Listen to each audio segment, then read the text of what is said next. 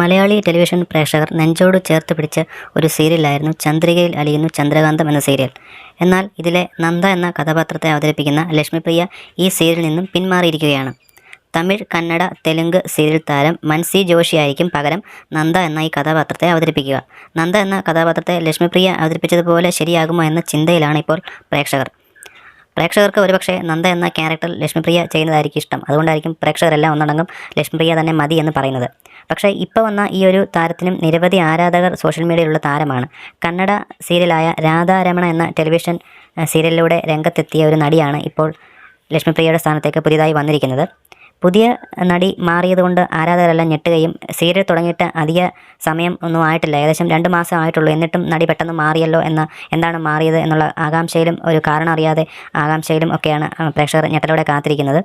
പഴയ നന്ദ കുറച്ച് നാളുകൾക്ക് ശേഷം വീണ്ടും തിരികെ വരുമോ എന്ന സംശയത്തിലുമാണ് ചില ആരാധകർ. സീരിയൽ തുടങ്ങിയിട്ട് മാസങ്ങൾ മാത്രമല്ലേ ആയുള്ളൂ, ഈ ആക്ടേഴ്സിനെയൊക്കെ മാറ്റുന്ന കാര്യം എന്താണെന്ന് പല വീഡിയോയ്ക്കും ഒക്കെ പ്രേക്ഷകർ കമൻറ്റായി ചോദിക്കുകയുണ്ടായിട്ടുണ്ടായിരുന്നു.